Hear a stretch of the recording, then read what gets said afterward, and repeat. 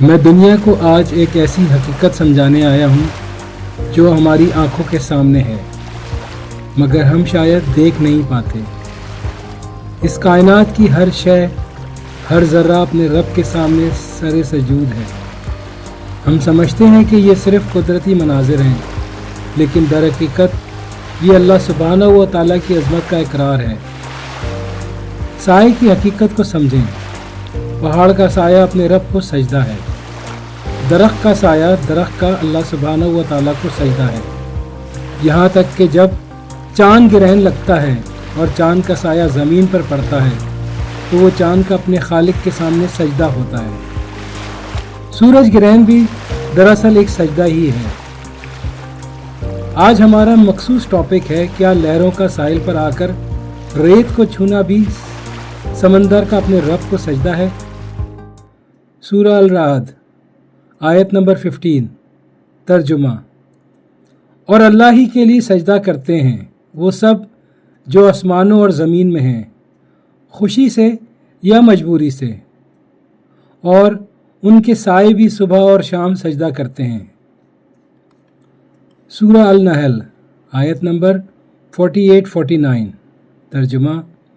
کیا انہوں نے نہیں دیکھا کہ اللہ نے جو چیز بھی پیدا کی ہے اس کے سائے دائیں اور بائیں سے جھکتے ہیں، اللہ کو سجدہ کرتے ہیں اور سب عاجزی دکھاتے ہیں، اور اللہ ہی کو سجدہ کرتے ہیں جو آسمانوں میں ہیں اور جو زمین میں ہیں، خواہ وہ جاندار ہوں یا فرشتے، اور وہ تکبر نہیں کرتے۔ اس پوری کائنات میں صرف ایک شخصیت ہیں جن کا سایہ نہیں تھا، وہ ہمارے پیارے نبی حضرت محمد مصطفیٰ صلی اللہ علیہ وآلہ وسلم۔ اللہ سبحانہ و تعالیٰ جانتے تھے کہ نبی کی شخصیت سراپا سجدہ ہے، لہٰذا دنیا کے ہر انسان کو نماز اور سجدے کی اہمیت کو سمجھنا چاہیے۔ ہمیں نہ صرف خود نماز پڑھنی چاہیے بلکہ دوسروں کو بھی اس کی ترغیب دینی چاہیے کہ وہ بھی سمندر سے کچھ سیکھیں اور اپنے رب کی اہمیت کو سمجھیں۔ آئیے آج ہم سب مل کر عہد کرتے ہیں کہ نماز قائم کریں، نہ صرف خود بلکہ اپنے اہل خانہ اور متعلقہ لوگوں کو بھی اس فریضے پر عمل کروائیں۔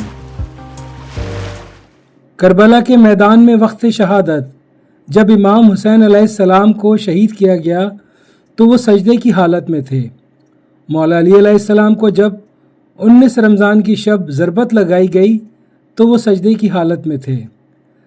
کربلا سے شام اور شام سے مدینہ تک بی بی زینب سلام اللہ علیہ اور امام زین العابدین علیہ السلام کی کوئی نماز قضا نہیں ہوئی۔ کیا ہم اور آپ اس حقیقت سے واقف نہیں ہیں؟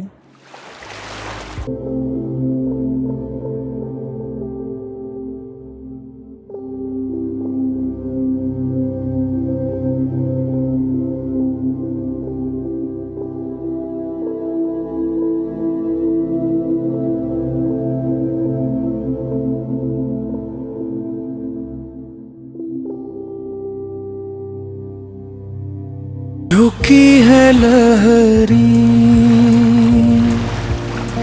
جھکا ہے ساحل، عجب یہ رنگ نیاز ہے، سمندروں کی تڑپ میں دیکھو کوئی چھپا ہوا راز ہے، درخت جھک کر پکارتے ہیں، پہاڑ سجدوں میں گر پڑے ہیں، یہ کائنات عظیم ساری در پہ نماز ہے۔ نبی کا سایہ نہیں تھا لیکن وہ خود ہی سجدہ بنے ہوئے تھے، وہی تو رستہ دکھا گئے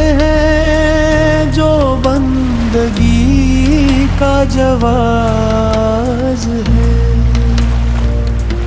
اٹھو مسافر کے وقت سجدہ،